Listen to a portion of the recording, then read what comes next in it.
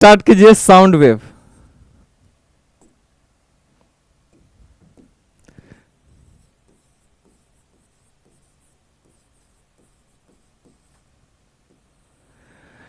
तो जो हमने पिछली क्लास में पढ़ा था वो चीज को नहीं पिछली क्लास में जो हमने पढ़ लिया था वो चीज़ हम समझ गए थे कि हमारे साउंड वेव में उसमें हमने पढ़ा था कैरेक्टरिस्टिक्स क्या क्या होती है, क्वालिटी क्या होता है, टिम्बर क्या होता है, पिच क्या होता है, हमने पढ़ा था। जो हमारी साउंड है, साउंड पर टेम्परेचर का क्या प्रभाव पड़ता है, ह्यूमिडिटी का क्या प्रभाव पड़ता है, प्रेशर का क्या प्रभाव पड़ता है, हमने इन सब चीज़ का स्टडी किया था। फिर हमने स्टडी किया था कि जब हमारी साउंड वेव एक मीडियम से दूसरी मीडियम में जाती है तो उसके कौन कौन से चीज़ बदल जाते हैं, उसका एम्पलीट्यूड बदल जाता है, उसका वेवलेंथ बदल जाता है, नहीं उसकी वेलोसिटी बदल जाती है। सिर्फ एक चीज नहीं बदलती है, और वो कौन चीज है, वो चीज कौन चीज है, वो है उसकी फ्रीक्वेंसी। कल हमने इन सब चीजों का स्टडी कर चुके थे। अब अगला चीज जो हमको पढ़ना है, साउंड वेव ज्यादा किस में चलती है, सॉलिड में चलती है, उसके बाद होती है लिक्विड में, उसके बाद होती है गैस में। इन सब चीज का हमने स्टडी कर चुका था। अगला जो हमको अब पढ़ना है साउंड के बारे में जो बचा हुआ है उसको आज हम लोग कंप्लीट करते हैं। ठीक, तो देखिए साउंड जो है, साउंड का अगर बात करें टाइप्स ऑफ साउंड, तो साउंड 3 प्रकार के होते हैं। टाइप्स ऑफ साउंड की अगर हम बात करें, टाइप्स ऑफ साउंड यानी साउंड के अगर हम प्रकार की बात करें तो साउंड के हमारे प्रकार जो हैं, साउंड के प्रकार, ध्वनि के प्रकार। अगर इसके हम टाइप की बात करें तो इसको हम 3 भागों में बांटते हैं। ठीक, एक होता है श्रव्य तरंग। क्या होता है? श्रव्य तरंग। एक क्या होता है? अश्रव्य तरंग। और एक क्या होता है? पराश्रव्य तरंग। तो हमारे जो वेव जो है, तरंग जो है, इसको 3 भागों में बांटते हैं। एक होता है अश्रव्य, नहीं, चलिए, अश्रव्य तरंग। दूसरी जो होती है उसको हम कहते हैं श्रव्य तरंग।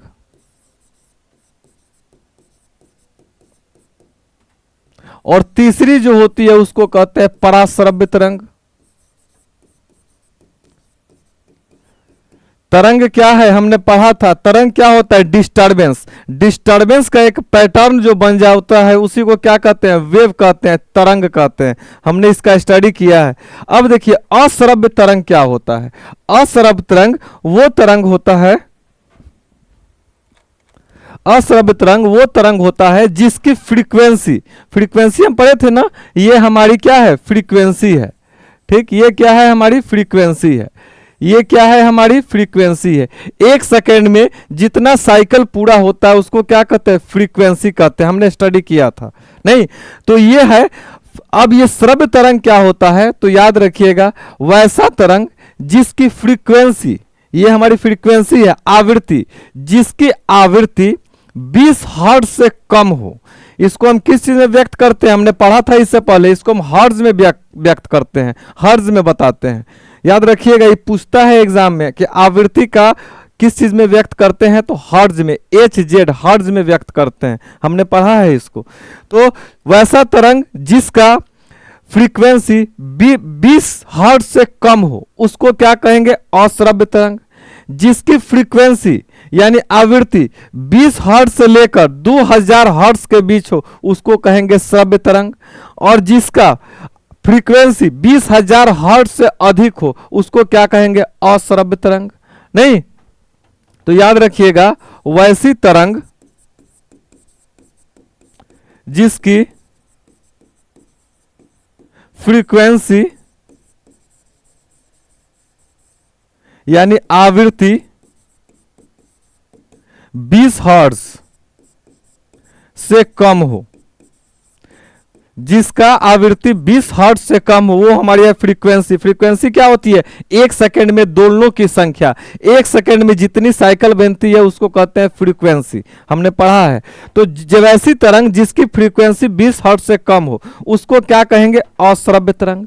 और ये जो अश्रव्य तरंग होता है, इसको पैदा करने के लिए, मतलब इसको उत्पन्न करने के लिए बहुत बड़े सोर्स की आवश्यकता होती है, बहुत बड़ा स्रोत चाहिए। नहीं, छोटे मोटे सोर्स से हम लोग इसको उत्पन्न नहीं कर सकते, बड़ा स्रोत चाहिए। ठीक, तो इसको बड़ा स्रोत में जैसे हम मान लेते हैं, जैसे भूकंप आते हैं ना, अर्थ हमारी कितनी बड़ी स्रोत है, तो वहां जो उत्पन्न होता है उसको, जो उसमें तरंग उत्पन्न होती है वो कैसी तरंग होती है, वो होती है अश्रव्य तरंग। नहीं, तो याद रखिएगा, इसे पैदा करने के लिए या उत्पन्न करने के लिए बड़े स्रोत की आवश्यकता,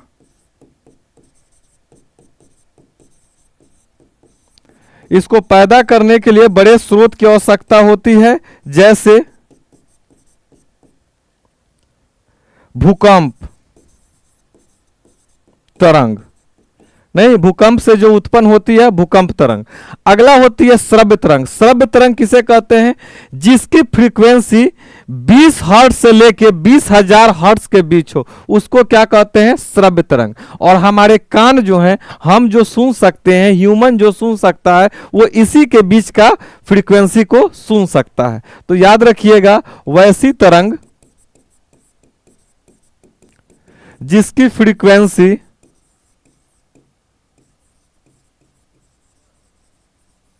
यानी कि आवृत्ति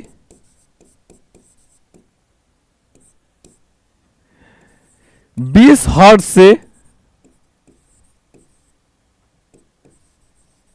20,000 हर्ट्ज के बीच हो, ठीक, उसको क्या कहेंगे, श्रव्य तरंग। और इसे कौन सुन सकता है, मानव कान इसे सुन सकते हैं।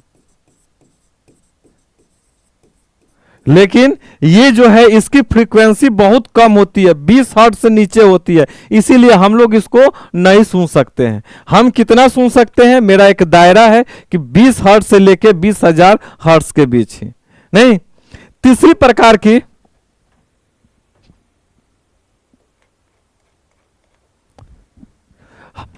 प्रकार की जो तरंग है पराश्रव्य तरंग, ये याद रखिएगा, ये पराश्रव्य तरंग जो होती है 20,000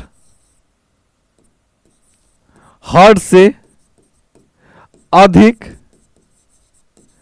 फ्रीक्वेंसी वाली, यानी कि आवृत्ति वाली, यानी कि जिसकी फ्रीक्वेंसी 20 हर्ट्ज से अधिक होती है उसको हम क्या कहते हैं, पराश्रव्य तरंग। और ये जो तरंग होती है इसे कौन सुन सकता है, इसे कुत्ता, बिल्ली, ये सब क्या कर सकते हैं, इसको सुन सकते हैं। नहीं, कुत्ता हो गया, बिल्ली हो गया, इसी में आप ले सकते हैं चमगादड़ भी ले सकते हैं, चमगादड़ आदि सुन सकते हैं। और याद रखिएगा, ये जो तरंग है हमारा पराश्रव्य तरंग, ये पराश्रव्य तरंग के थ्रू हम लाइफ में बहुत सारे ऐसे वर्क हैं जिसको हम करते हैं। जैसे हमारा समुद्र के गहराई को पता लगाना है, तो समुद्र के गहराई को पता लगाने में किसका प्रयोग किया जाता है, पराश्रव्य तरंग का। नहीं, उसी प्रकार हमारे जो कल कारखाने जो हैं, कल कारखाने पे जो कालिख लग जाता है, उस कालिख को हटाने के लिए इस तरंग का उपयोग किया जाता है। इसी प्रकार हमारे घड़ी के जो पुर्जे जो होते हैं उसको साफ करने के लिए उसमें भी क्या किया जाता है, इसी तरंग का प्रयोग किया जाता है। तो इसका कहां कहां प्रयोग किया जाता है, याद रखिएगा, समुद्र की गहराई की पता लगाने में, समुद्र की गहराई पता लगाने में। अगला, कल कारखाने से कालिख हटाने में।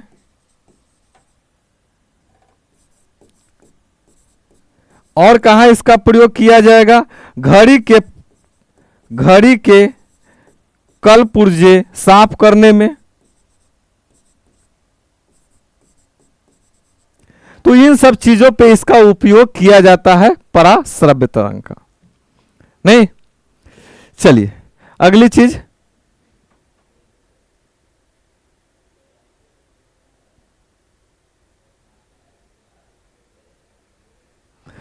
चीज, इसमें हम पढ़ते हैं जो हमारी इको साउंड होती है, इको साउंड जो किसी परावर्तक सतह से टकराकर वहां से वापस आ जाती है और दोबारा हमको सुनाई देती है, उसको हम क्या कहते हैं,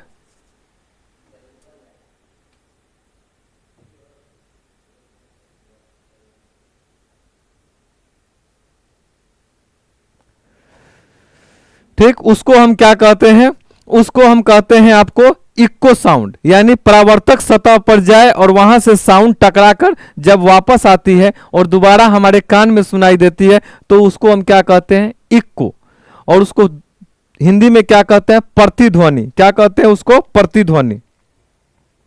तो हेडिंग डाल दीजिए इको, प्रतिध्वनि। इको, प्रतिध्वनि। तो प्रतिध्वनि क्या होता है, कोई भी सोर्स से जहां से हम आवाज बोलते हैं, कभी कभी आप देखते हुइएगा पहाड़ पे जाते हुइएगा, जहां पहाड़ उहाड़ है ऊंचा एरिया में, और वहां जाकर बोलते हुइएगा हेलो, तो उधर से सुनाई देता होगा हेलो हेलो हेलो हेलो, सुनाई देता है ना। तो वही चीज है प्रतिध्वनि। तो याद रखिएगा, जब ध्वनि किसी दृढ़ परावर्तक सतह से टकराकर वापस सुनाई दे, उसे प्रतिध्वनि कहते हैं। क्या कहते हैं, प्रतिध्वनि कहते हैं। ठीक, अब ये जो हमारा प्रतिध्वनि है, इको साउंड है, ये इको साउंड सुनने के लिए कम से कम हमारे बोलने और परावर्तक सतह के बीच का डिस्टेंस कितना होना चाहिए, तो याद रखिएगा 17 मीटर। एक्चुअली में होता है 16.6 मीटर। नहीं, तो याद रखिएगा इन चीज को भी। श्रोता एवं परावर्तक सतह के बीच कम से कम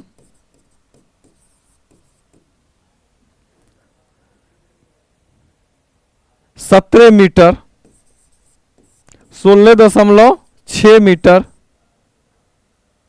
का डिस्टेंस होना चाहिए। दोनों के बीच कितना दूरी होनी चाहिए, कम से कम 17 मीटर की दूरी होनी चाहिए, तभी वो आवाज हम तक सुनाई देगा। नहीं, यानी इको साउंड सुनने के लिए बीच का डिस्टेंस 17 मीटर। अच्छा, ये जो इको साउंड, या मान लीजिए कोई भी ध्वनि जब हमारे कान पर आती है, जब हमको सुनाई देती है, तो वो कितने देर तक उसका प्रभाव रहता है, तो याद रखिएगा 1/10 सेकेंड तक उसका हमारे कान पर प्रभाव रहता है। तो याद रखिएगा ध्वनि का प्रभाव हमारे कान पर कितना देर तक रहता है, 1/10 सेकेंड तक रहता है।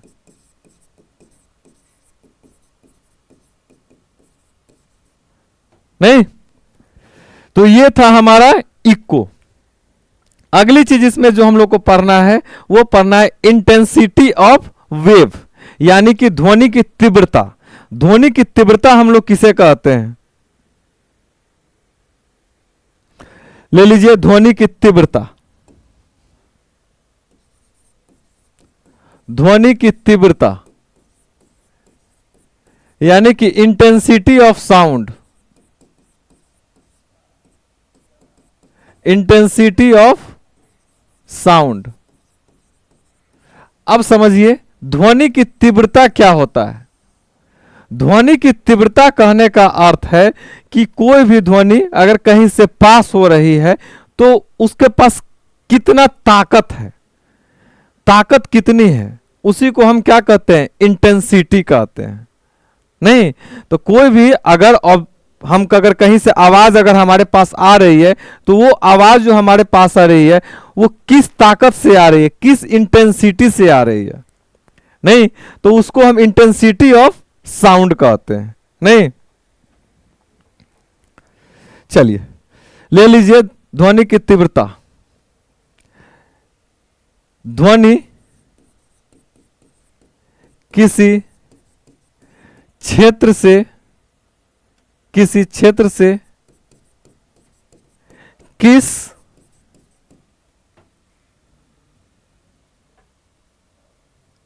तीव्रता से पास हो रही है, समझिए इसको, उसी को हम क्या कहते हैं, ध्वनि की तीव्रता। जैसे मान लीजिए हमारे पास, ये हमारे पास सपोज दैट मान लीजिए एक लाउड स्पीकर है, नहीं, और लाउड स्पीकर से क्या हो रहा है, यहां से आवाज निकल रही है। समझिए ध्वनि की तीव्रता हम कैसे मापते हैं, ये लाउड स्पीकर है, लाउड स्पीकर से यहां से आवाज निकल रही है। अब ये आवाज इधर इधर चारों तरफ जा रही है, लेकिन इस आवाज की हम इंटेंसिटी मापना चाहते हैं कि इसकी इंटेंसिटी हम कैसे मापेंगे। तो इसके इंटेंसिटी मापने का तरीका समझिए। इसके सामने हमको एक क्षेत्र लेना है, वो क्षेत्र क्या होना चाहिए, क्रॉस सेक्शन एरिया लेंगे, और क्रॉस सेक्शन एरिया कितना होना चाहिए, 1 मीटर का क्रॉस सेक्शन एरिया होना चाहिए। ठीक, नेसेसरी कंडीशन क्या है, हमारे पास ये जो ध्वनि जा रही है, इस ध्वनि को मापने के लिए हमारे पास क्रॉस सेक्शन एरिया लेना है, और वो क्रॉस सेक्शन एरिया कितना होगा, 1 मीटर का। 1 मीटर का हम क्रॉस सेक्शन एरिया लेते हैं, और 1 सेकेंड में, कितने देर में, 1 सेकेंड में इससे जितनी ध्वनि पास होगी उसी को हम क्या कहेंगे, ध्वनि की तीव्रता। नहीं, तो ध्वनि क्या है, ध्वनि एक प्रकार की एनर्जी है। नहीं, तो इसमें से जितनी एनर्जी इससे पास हो रही है इस 1 क्रॉस सेक्शन एरिया से, इसको हम क्या कहेंगे, तीव्रता। ठीक, तो इसको हम लिख सकते हैं intensity of sound, intensity of sound यानी कि ध्वनि की तीव्रता किसके बराबर होगी, जितनी एनर्जी इससे पास हो रही है, यानी कि एनर्जी, और जो क्रॉस सेक्शन एरिया है, क्रॉस सेक्शन एरिया हमारा कितना है, 1 मीटर है, तो क्रॉस सेक्शन एरिया को लेते हैं इनटू टाइम, जितना समय में ये पास हो रही है। नहीं, तो हमारा फॉर्मूला क्या बना, I equal to E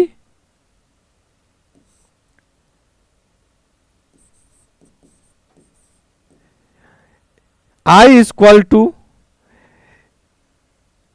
E upon A into T। ये हमारा इसका क्या बना, फॉर्मूला बना। ठीक, ये टाइम हमारा क्या है, सेकेंड है। नहीं, अब देखिए इसका हम एसआई यूनिट बनाते हैं। एसआई यूनिट क्या होगा, इंटेंसिटी का एग्जाम में पूछता है बाबू, इसको याद रखिएगा। एसआई यूनिट क्या होगा, इंटेंसिटी का। तो ये जो एनर्जी है, इस एनर्जी को बताइए हम किस चीज में मापते हैं। तो हमने पहले पढ़ा है कि ऊर्जा को हम जूल में मापते हैं। किस चीज में, जूल में। तो एनर्जी के जगह पे हम लिख सकते हैं, ये हमारा हो गया जूल। एरिया, एरिया को हम किस चीज में मापते हैं, मीटर में। एरिया बराबर क्या होता है, मीटर स्क्वायर होता है, इंटू टी। टी हमारा क्या है, सेकेंड है। तो हमारा क्या बना एसआई यूनिट, जूल प्रति मीटर स्क्वायर सेकेंड। नहीं, चलिए अब इसका हम दूसरा मात्रक देख लेते हैं। बताइए जूल अपॉन सेकेंड किसके बराबर होता है, वाट के बराबर होता है। हम लोग पढ़े हैं ना, चलिए याद रखिएगा। शक्ति हम लोग पढ़े हैं ना कि कोई भी काम करने में जितना समय लगता है उसको क्या कहते हैं, शक्ति। नहीं, तो याद रखिएगा, इसको हम दूसरा भाषा में भी लिख सकते हैं। क्या लिख सकते हैं, वाट अपॉन प्रति मीटर स्क्वायर। ये हमारा किसका बना, ध्वनि का, हमारा तीव्रता का बना। नहीं, तो लगभग लगभग साउंड में जो जो टॉपिक थे, जो जो भी हमारे एग्जाम से रिलेटेड हैं, उन सब चीजों को हमने कवर किया। ठीक, अगला जो हम लोग को पढ़ना है, हीट पढ़ना है। तो आप लोगों ने बोला था कि सर आप लोगों को पहले हीट पढ़ा चुके थे। तो जब वो पढ़ा चुके थे तो हीट चैप्टर हम लोग आगे बढ़ते हैं, और हीट छोड़कर उससे आगे वाला जो टॉपिक है, जो चैप्टर है लाइट। तो स्टार्ट कर दीजिए, लाइट। हेडिंग डालिए लाइट, लाइट प्रकाश। याद रखिएगा ये ऐसा टॉपिक है कि सबसे ज्यादा क्वेश्चन इस टॉपिक से पूछे जाते हैं। ठीक, और वाकई में पूछे जाएंगे, क्योंकि ये टॉपिक बहुत बड़ा है। इस टॉपिक में हम लोग क्या क्या पढ़ेंगे, लाइट में हम लोग पढ़ेंगे प्रकाश के बारे में, आखिर लाइट होती क्या है। इसमें हम लोग पढ़ेंगे दर्पण के बारे में, मिरर के बारे में, कितने प्रकार के मिरर होते हैं। नहीं, फिर इसमें हम लोग पढ़ेंगे लेंस के बारे में, कितने प्रकार के लेंस होते हैं।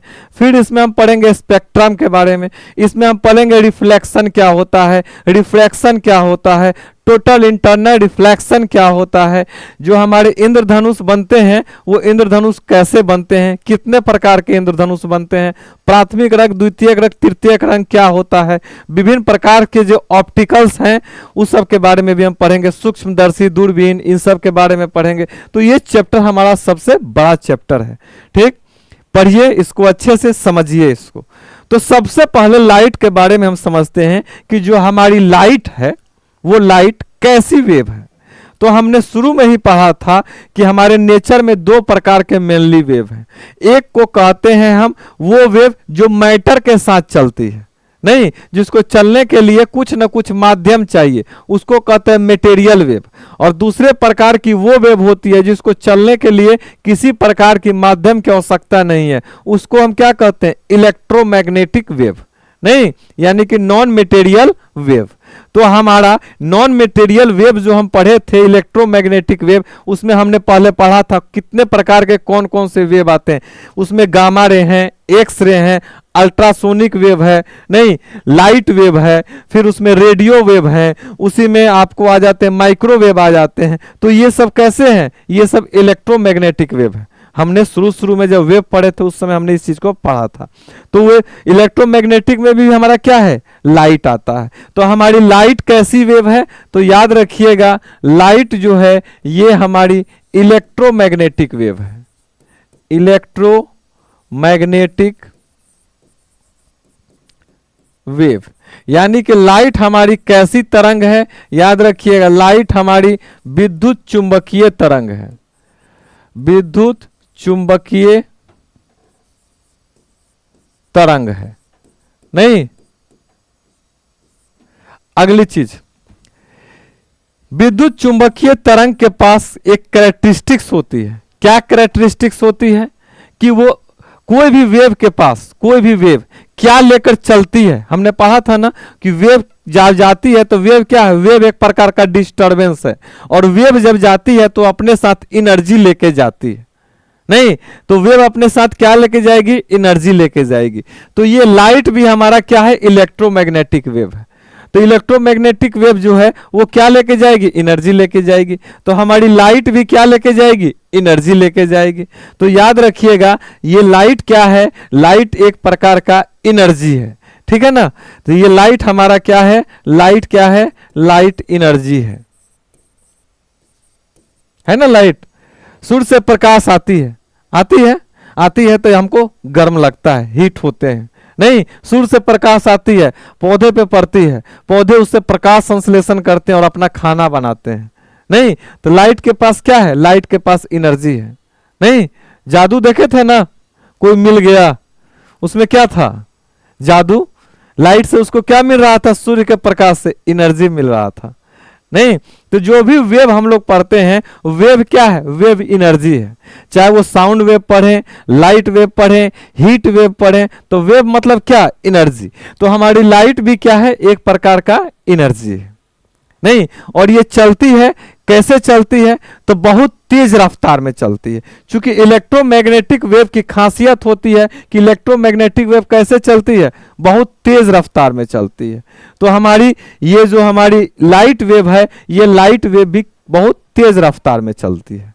नहीं, कितनी रफ्तार में, तो हम लोगों को पता है 3 × 10⁸ हम लोग शुरू से पढ़ते आ रहे हैं, उससे ज्यादा रफ्तार से चलेगी, कम से नहीं चलेगी। ठीक, अगली चीज, ये जो हमारा लाइट जो है, ये लाइट का नेचर कैसा है, तो लाइट का नेचर याद रखिएगा, लाइट का नेचर डुअल नेचर होता है। लाइट की नेचर है, प्रकृति कैसी है, यह डुअल नेचर की है। याद रखिएगा, यह इसकी प्रकृति, इसकी प्रकृति,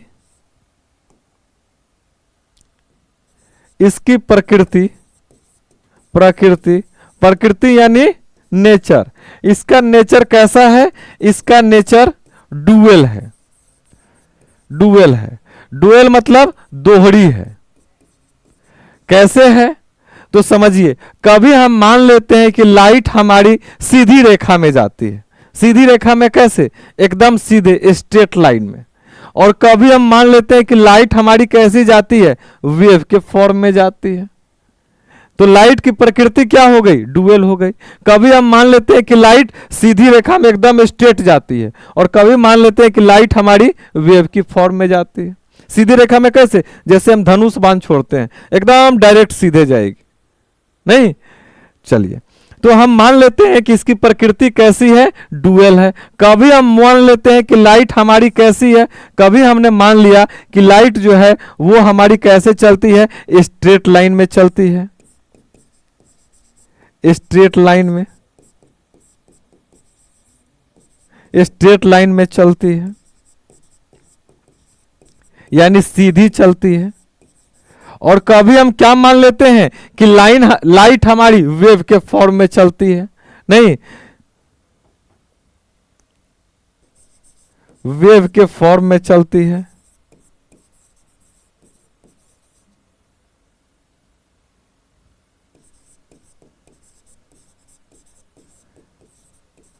तो हम लाइट को कभी वेव मान लेते हैं, और लाइट को कभी हम क्या मान लेते हैं?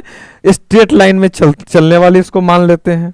ठीक, अब ये जो समझिए, ये जो हमारा स्ट्रेट लाइन में जो लाइट चलती है, ये सबसे पहले किसने बताया था? तो याद रखिएगा, ये बताया था न्यूटन ने। किसने बताया था? न्यूटन ने। न्यूटन ने क्या बोला? न्यूटन ने अपना, याद कीजिए, न्यूटन ने अपना गति का नियम दिया था, first law, second law, third law. उसी चीज का न्यूटन ने क्या किया? प्रयोग यहां पर किया। और न्यूटन ने बोला कि लाइट जो हमारे पास सूर्य से प्रकाश से आती है, तो हमारे पास सीधी रेखा में आती है।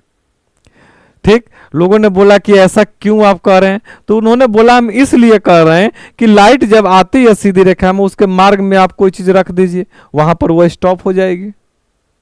ठीक, तो इन्होंने बोला लाइट सीधी रेखा में चलती है, लेकिन वेव के फॉर्म में चलती है। बाद में एक व्यक्ति आए जिनका नाम था हाइजन, और हाइजन ने क्या बोला? हाइजन ने क्या बोला? हाइजन ने बोला वेव के फॉर्म में लाइट चलती है। कैसे? इन्होंने बोला जब लाइट आती है और इसके मार्ग में आप कहीं पर, लाइट जैसे यहां पर आ रही है, इसके मार्ग में आपने अवरोध पैदा कर दिया। जब आप अवरोध पैदा कर दिया, देखिए, मान लीजिए ये हमारी लाइट आ रही है, इधर से लाइट आ रही है। लाइट जब इधर जाती है, जब इधर क्रॉस करती है, तो इधर क्रॉस करने के बाद ये लाइट जो है, आप यहां पर पर्दा रख दीजिए, तो इसका जो परछाई यहां तक आना चाहिए ना, यहां तक परछाई आना चाहिए, लेकिन यहां तक परछाई नहीं आता है। हम क्या देखते हैं? ये लाइट को तो यहां से ऐसे चल जाना चाहिए, लेकिन ऐसा नहीं, हम देखते हैं कि लाइट यहां भी इंटर कर गई, और ये वाली लाइट थोड़ा इधर भी इंटर कर गई। तो इसका जो इतना बड़ा एरिया जो परछाई आना चाहिए था, इतना बड़ा परछाई ना आके इतना ही बड़ा परछाई आया। जब सीधी रेखा में चलती तो इसको चले जाना चाहिए, लेकिन ये गई नहीं, ये जाकर ऐसे टर्न हो गई, मुड़ गई। नहीं, तो हमको पता लगता है कि लाइट जो है वो वेव के फॉर्म में चलती है। इस चीज को किसने बताया था? इस चीज को हाइजन ने बताया था। तो लाइट हमारी दोनों फॉर्म में चलती है। लाइट हमारी स्ट्रेट लाइट में भी चलती है, और लाइट हमारी वेव के फॉर्म में भी चलती है। क्या प्रॉब्लम है? जैसे सपोज दैट, मान लीजिए मैंने आपको बोला कि ये मेरे पास पेन है, इसका आप स्टडी कीजिए। मैंने एक लड़के को बुलाया और बोला आप इसका स्टडी करो। उसने बोला सर ये पेन है, पेन में ये ढक्कन है, इस पे कुछ लिखा हुआ है, ठीक है, उसका अपना स्टडी करके हम बोला ठीक है आप चले जाओ। मैंने दूसरे को बुलाया, तुम इसका स्टडी करो। उसने इसको खोला, बोला सर इसमें एक रिफिल लगता है, इसमें इंक भरा जाता है। तो बताइए, इसने भी स्टडी किया, इसने भी स्टडी किया, दोनों में कौन गलत है? कोई गलत नहीं है। उनके बताने का तरीका कुछ और था, इनके स्टडी करने का कुछ तरीका था। तो बताइए दोनों सही है कि नहीं? तो दोनों स्थान अपने जगह पे सही हैं। इसीलिए लाइट को हम क्या कहते हैं? लाइट को हम कभी हम मान लेते हैं कि लाइट स्ट्रेट लाइन में चलती है, और कभी हम मान लेते हैं कि लाइट वेव के फॉर्म में चलती है।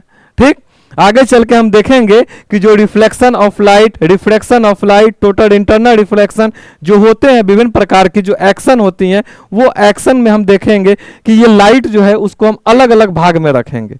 जहां पर जिस चीज को जो सिद्ध करता है, वहां पर मान लेते हैं कि लाइट उसी फॉर्म में चल रही है। नहीं।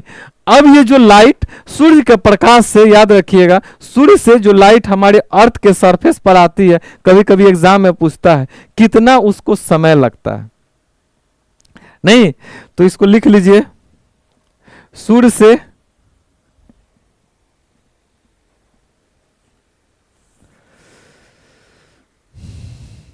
अच्छा, लाइट का हम स्पीड नहीं लिखे थे ना, लाइट का स्पीड, लाइट का स्पीड कितनी होती है? 3 × 10⁸ मीटर पर सेकेंड। और ये लाइट हमारी कैसी चलती है? दोनों नेचर इसका हम बता दिए हैं। ये हमारी वेव के फॉर्म में भी चलती है और ये हमारे, अच्छा, ये जो हमारा लाइट है, लाइट को पृथ्वी तक आने में सूर्य से कितना समय लगता है? तो याद रखिएगा, लाइट को सूर्य से पृथ्वी तक आने में लगा समय, पृथ्वी तक आने में लगा समय कितना लगता है? तो 8 मिनट 16.6 सेकेंड।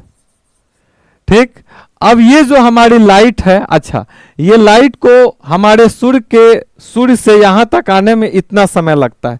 ये हमारी लाइट को चंद्रमा से पृथ्वी तक आने में कितना समय लगता है? तो याद रखिएगा कि पृथ्वी से चंद्रमा तक आने में कितना समय लगता है? 1.28।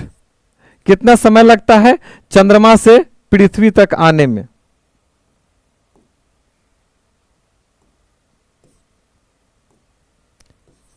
चंद्रमा से पृथ्वी तक आने में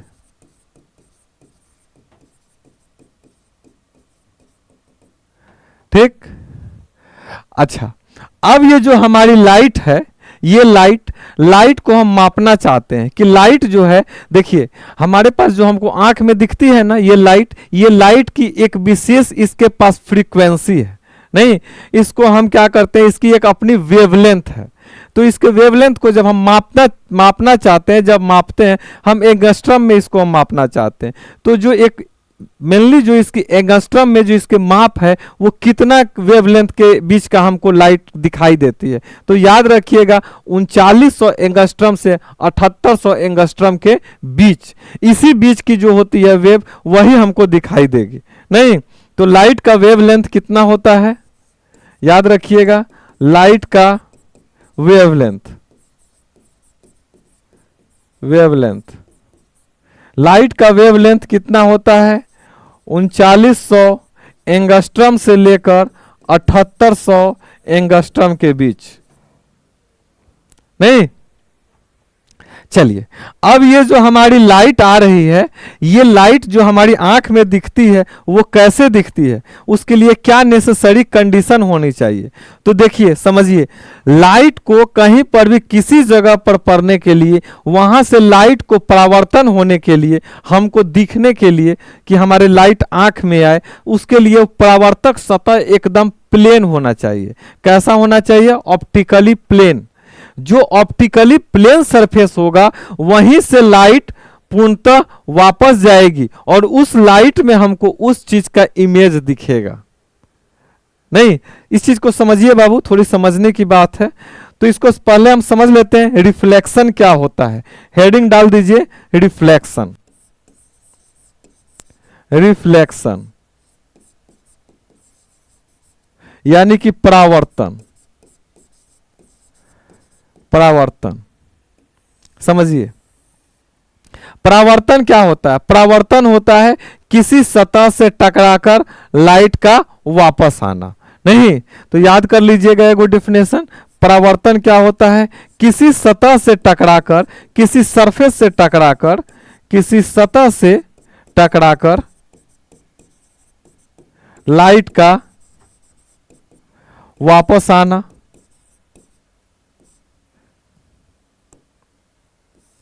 किसी सरफेस से टकराकर लाइट का वापस आना, ये क्या कहलाता है? परावर्तन। रिफ्लेक्शन। ठीक, तो लाइट का परावर्तन क्या होता है, किसी सतह से टकराकर लाइट का वापस आना। अब ये जो लाइट है टकराकर वापस आएगी, इसमें लॉ लगते हैं, नियम है, उस नियम को समझिए जिसको हम कहते हैं लॉ ऑफ रिफ्लेक्शन। तो इसको हेडिंग डाल दीजिए, law of reflection, law of reflection. ठीक, और लॉ ऑफ रिफ्लेक्शन यानी कि इसको क्या कहते हैं, परावर्तन के नियम, परावर्तन के नियम।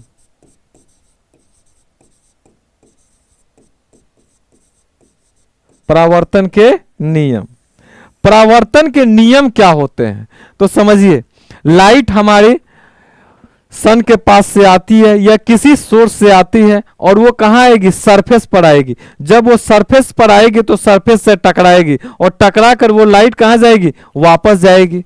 तो ये देखिए हमने रे बनाया, ये मान लीजिए कोई रे है और ये रे कहाँ आई, ये हम मान लीजिए हमारा सरफेस है, ये हमारा क्या है, ये सपोज दैट हमारा सरफेस है। अब ये लाइट आई और ये सरफेस से टकराई। अब ये जो लाइट आने वाली रे जो है, जो लाइट है, इसको हम कहते हैं आपतित किरण। क्या कहते हैं, आपतित किरण, आपतित किरण। इंग्लिश में कहते हैं इंसिडेंट रे, इंसिडेंट रे।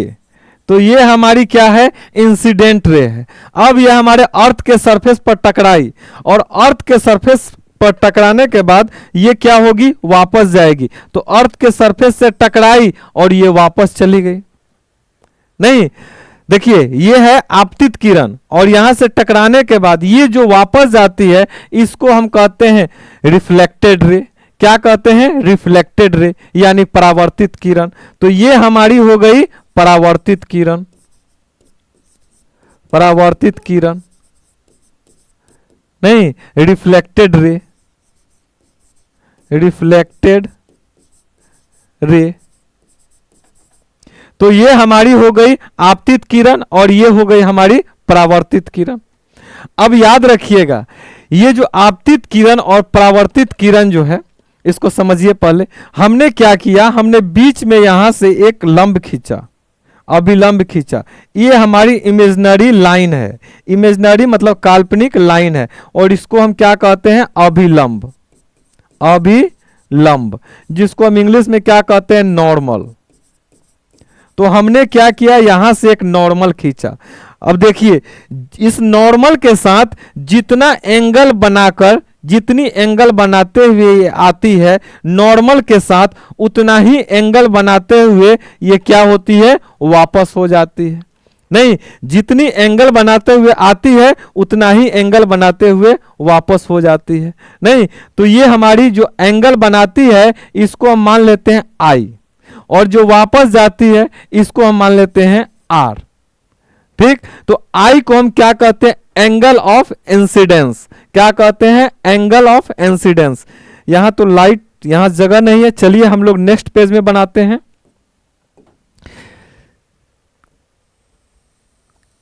ये हमारी थी लाइट आ रही थी और ये हमारी वापस जा रही थी। ये हमारे पास क्या था, नॉर्मल था, नॉर्मल यानी कि नॉर्मल, इसको नॉर्मल था, इसको हम क्या बताए थे, अभिलंब। नहीं, और ये क्या है, परावर्तित किरण, परावर्तित किरण। ठीक, जिसको हम कहते हैं रिफ्लेक्टेड रे। और ये हमारी क्या है, आपतित किरण, आपतित किरण, जिसको हम क्या कहते हैं, इंसिडेंट रे।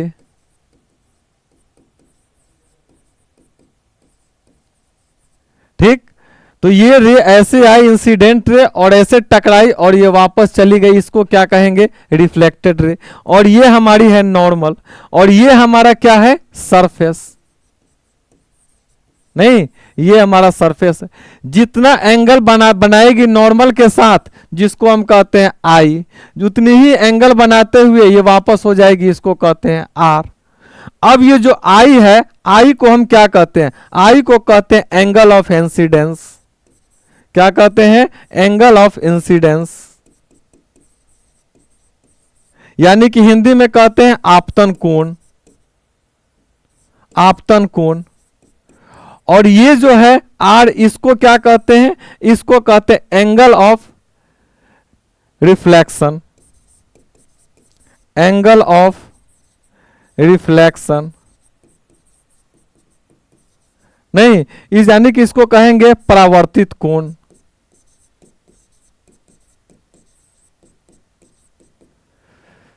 ठीक, तो यहां पर जितना एंगल आती है बनाते हुए आती है, उतना ही एंगल बनाते हुए वापस हो जाती है। तो ये हमारा रूल नंबर 1 कहलाता है। तो रूल नंबर 1 हमारा क्या है? लॉ ऑफ रिफ्लेक्शन का, लॉ ऑफ रिफ्लेक्शन यानी कि परावर्तन का नियम। पहला हमारा क्या कहता है? पहला लॉ हमारा कहता है, first law, angle i equal to angle r. दूसरा क्या कहता है? दूसरा बात कहता है कि जो हमारे एंगल ऑफ जो हमारी आपतित किरण है, जो हमारी आ रही है आपतित किरण, जो परावर्तित किरण लौट के जा रही है, और बीच में जो हमने अभिलंब खींचा है, ये तीनों कैसा होना चाहिए? ये तीनों एक सीध में होना चाहिए। जैसे ये देखिए, ये हमारा आपतित किरण है और ये हमारा परावर्तित किरण है, ठीक। और बीच में हमने क्या रखा है? लंब। तो ये तीनों कैसे हैं? अगर यहां हम पेपर लगा देंगे तो तीनों पेपर लगा देंगे तो एक सीध में है कि नहीं? तो इसको हम कहते हैं कि आपतित किरण, परावर्तित किरण, अभिलंब तीनों एक सीध में होना चाहिए। अब ऐसा नहीं कि इसको हम ऐसा कर देंगे तो ये तीनों एक सीध में कहाँ है? तीनों एक सीध में नहीं है। तो याद रखिएगा कि ये तीनों कैसा होना चाहिए? एक प्लेन सरफेस में होना चाहिए, एक ही सरफेस में होना चाहिए, एक ही स्पेस में होना चाहिए। तो इसीलिए कहा जाता है आपतित किरण, परावर्तित किरण और अभिलंब तीनों जो होनी चाहिए एक ही सतह पर होनी चाहिए, नहीं? तो इसको सेकेंड नंबर लॉ लिख लेते हैं। आपतित किरण, आपतित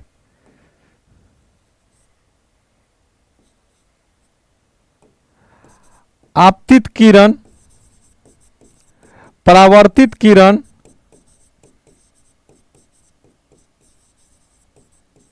एवं अभिलंब एक सीध में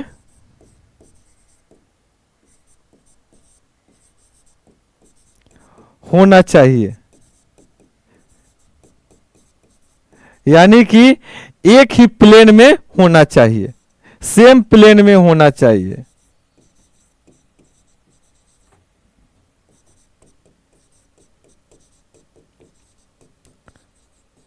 नहीं, एक ही प्लेन में होनी चाहिए, ठीक। ऐसा नहीं है ये हमारा 3 रे है तो तीनों को एक ही प्लेन में ऐसे होना चाहिए। अब इसको हम ऐसे कर देंगे तो ये हमारे एक प्लेन नहीं हुआ ना। तो याद रखिएगा तीनों को कैसी होनी चाहिए? तीनों को एक ही प्लेन में होनी चाहिए। ये हमारा कौन सा लॉ है? लॉ ऑफ रिफ्लेक्शन, ठीक। तो हमने समझा लाइट के बारे में कि लॉ ऑफ रिफ्लेक्शन क्या होता है, ठीक। परावर्तन का नियम हमारा क्या कहता है और परावर्तन क्या होता है ये भी हमने समझा, ठीक।